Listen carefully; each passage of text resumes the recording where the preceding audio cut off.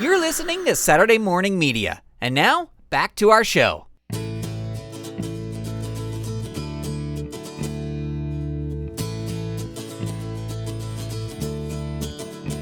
Here we go. Welcome back to the Grant Cast. My name is Grant Baciocco, and it is a pleasure to have you along for the ride. And what a ride it is going to be. Recently, I was performing at Knott's Berry Farm with Puppet Up Uncensored, and it went great. And we have one company member, Genevieve, who always comes up with sort of like crazy little games to play. And one of the games that she comes up to play, and actually if you follow Genevieve on Instagram, this is a game that she will play in her stories. But the game is she will ask you for a word, and then it becomes, for example, the word is cheese. And then she'll be like, your mom is like cheese because blank, blank, blank. So right before we would go on stage a couple nights, she would ask for a word. And then as we were waiting for the pre-show announcements to finish and get ready to go out and do our opening number, we would all do like, your mom is like blah, blah, blah, blah, blah. And one day, someone said that the word was slug. And I said that your mom is like a slug because I think I said two things, but the second thing was because salt will kill her. That got me thinking about, and of course I don't mean that about anybody's mom. It's just the game we were playing. But that got me thinking, I had this wild flashback to fifth grade. And in fifth grade, I was in St. Dunstan's. It was a Catholic school. Mrs. Tompkins, I believe, was my fifth grade teacher. I think just remembering that her name was, Mrs. Tompkins was a junior high teacher. Mrs. Thompson was a fifth grade teacher. So that shows that I was going to say just that I remember that her name was Mrs. Tompkins was the only thing I remember about her. And I didn't even remember the correct name. It was Mrs. Thompson. But anyway, one of the big things when you were in fifth grade, it was like this big thing that you got to go to outdoor ed. And for anybody who doesn't know, outdoor education, I'm sure they do it all over. But it's sort of this, you spend, it's not even a week. It's like, I think we spent Wednesday through Friday, maybe. So it was just like 2 nights. Out at this camp, and it's sort of science-based, and I don't remember, I'll honestly tell you, I don't remember any of the science that possibly we learned. I remember all the other stuff that went around the science. I remember that your parents had to fill out a little questionnaire about you. My parents, my mom wrote that I was a sleepwalker, or that sometimes I sleepwalk. And now as a kid, I did sleepwalk. I do not sleepwalk, at least that I know of nowadays, and something I think I grew out of. But I just remember our first night in our bunk, and you're in a cabin with a cabin leader who was like, I think they were high school kids. And, you're in there with 15 kids from your class, boys. All boys. I just remember it was dark, and the camp leader had a flashlight, and the cabin leader had a flashlight, and he said, "Who's Grant?" And I said, "Oh, I'm Grant." And then he shines the flashlight right in my eyes. He was in his bunk, but he shined it right in my eyes. And he goes, "Yeah, you look like a sleepwalker," in front of everybody. So, really nice guy to bring that up in front of the thing. And the thing is, I don't think I had slept walk in forever. I did when there is an infamous story about me sleepwalking and using the dishwasher as a toilet. And I only did that once, and it was a year ago. And I don't know, I'm kidding, but I did do that once as a kid. That my mom heard me up, came out in the kitchen and found me whizzing in the dishwasher. But that's the only time that anybody can tell me that I ever slept walk, was that one time. And I'm pretty sure, I was in fifth grade, and I'm pretty sure that was maybe like second grade or first grade. Anyway, sleepwalker. So I remember that. And I also remember that outdoor education, there was the Golden Slipper. And the Golden Slipper was this outdoor education. This will actually factor into the story. But this outdoor education took place in Santa Cruz, California. And Santa Cruz kind of has a reputation of like a, hey man, surfing, hippie, outdoorsy, earthy, crunchy type of place. And so the Golden Slipper was a giant golden flip-flop. And they had two of them. And whichever cabin at night was the quietest would get the Golden Slipper. And so it was just sort of a way to get everybody to settle down in the cabin, because you might win the Golden Slipper. And what that meant was, for the next day, you got to go into the meals, the mess hall, whatever, the cafeteria first. So you wanted to get the Golden Slipper because then you would eat first. But then also people just didn't care, and they would just be giggling and talking in the cabin until late at night, to get the Golden Slipper. And I just remember that the final night, I think we were so exhausted that from all the day's activities, which I barely remember, I really only remember one activity though. I think we went on a day hike and a night hike. I can't remember anything else. And maybe the night hike was because I chaperoned sort of an outdoor ed trip. Anyway, I might be blurring these remembrances. Maybe I did pee in the dishwasher at outdoor ed. But anyway, regardless, we were so exhausted that final night before we went home that we all just went back to the cabin and we slept. And we woke up in the morning. We were all bummed because we all knew that we had fallen asleep immediately and we didn't win this Golden Slipper. And we were really bummed because we really thought that we should have won it. And we said something about it to the cabin leader, and he was like, oh, no, you guys won the honorable mention.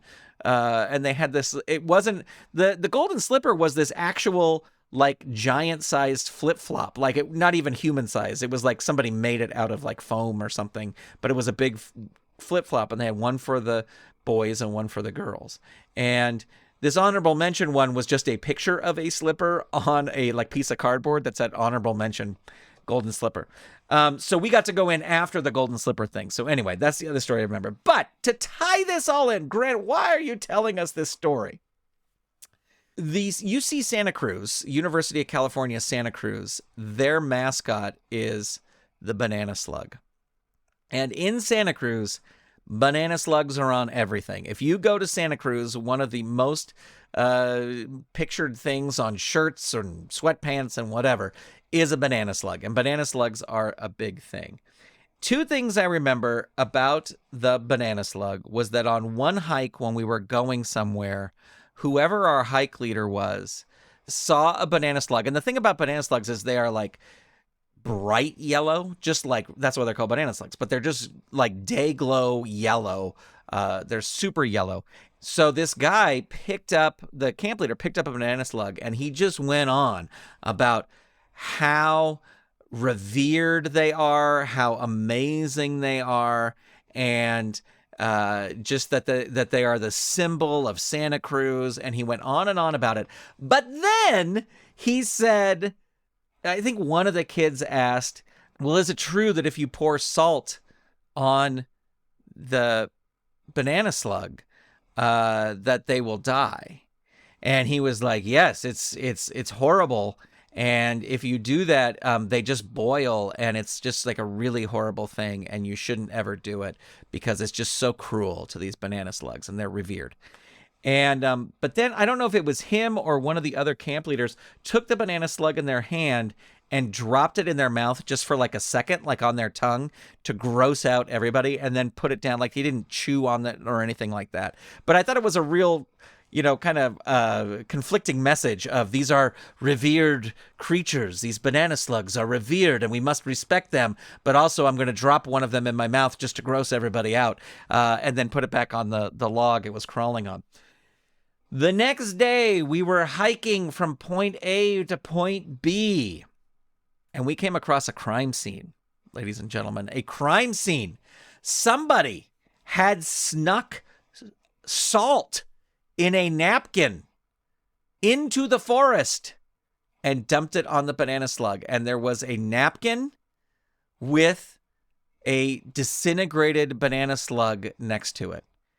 And whoever this leader guy was like inconsolable. Like literally was on the verge of tears, or that's what it seemed like. Because right now, as I'm telling you the story, I'm wondering if this is just some prank that these jackasses pulled on the kids. But anyway, all I remember was like this guy was like, he had us bow our heads, say a few words for the banana slug. And I don't know if it was a prank to teach us a lesson that we shouldn't screw around with banana slugs and pour salt on them because that one kid had asked. I don't know. But that's as soon as Genevieve, or as soon as somebody had said slug as this word the other night in Puppet Up, I just flashed back to this time in outdoor education where there was a horrible banana slug murder. The other memory I have vividly from outdoor education, and this took me a while to even figure out, was that we were only gone 3 days. We left on a Wednesday. We came back on a Friday, right? But one of the big things about outdoor educations was that you would get letters from home. And I was very surprised that on Thursday during mail call, I had a letter from my mom. Now, I kept the letter for many years. I don't think I have the letter anymore. And I don't know if it was something where like where the teacher, like Mrs. Thompson, said, oh, you can write your kids a letter and we'll send it out there on the bus and then they will get it to it. Like, I don't know if it was stamped and mailed. But I just remember it was a big thing. Like, you're going to write me, right, Mom? You're going to write me a letter and everything. And she was like, yeah, I'm going to write you a letter. And I will never forget that the first line of the letter was, "Dear Grant, you are in the shower at our house right now as I am writing this, but I hope that you're having a wonderful time at outdoor education." And then it went on. It was a nice letter. My mom is an amazing writer and loves the old pen to paper writing a letter type thing. I could not get past that first sentence because I was like, what is my mom talking about? I am not in the shower right now. And I was not in the because like in my mind, this letter, she wrote this letter when I left, right? And it took me years. It took me literal years of having this letter in my desk growing up, and probably was in high school. And I took the letter out and I read it and I realized, oh, dum-dum, she wrote the letter while you were still at home. And, then you got it while you were away. All right. You're not in the shower currently while she's writing this letter. Oof. Anyway, outdoor ed. Have any of you gone to outdoor ed? What was your experience going to outdoor ed? I would love to know. And then it was unique several years later to be a chaperone on an outdoor ed style trip. And it actually led to a joke. I'm sure we went on a night hike in that when I was in 5th grade. I'm sure we went on a night hike. But when I was teaching 6th graders and I went on a outdoor education trip with them and we did a night hike, one of the other, the camp leaders, the counselor guys said, yeah, we're going to go on the night hike, but we just got to make a lot of noise because last week somebody saw a mountain lion up here. And that became a joke in my throwing toaster set for years where I talked about, if we see a mountain lion, I only have to run faster than one of the kids, which is a spin on a joke that's been told many, many times. Anyway, outdoor education. That is it. And that'll do it for this episode. And thank you so much for listening. I certainly, definitely, really, really appreciate it.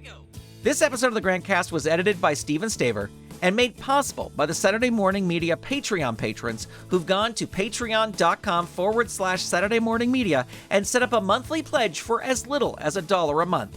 Big thanks to all our patrons, and a special shout out to our patron producers, including Dorothy Baciocco, Eve Cunning, Kathy Crawford, Andrew Calcagno, Tony Urbano, Brandy, David Akers, Scott Armstrong, and Vicky Sebring. If you would like to become a patron, head on over to patreon.com/Saturday Morning Media, and thank you for your support. This episode of the Grantcast is copyright 2022 Saturday Morning Media, Grant Baciocco executive producer, all rights reserved. www.saturdaymorningmedia.com. You've been listening to Saturday Morning Media. Stay tuned. We'll be right back.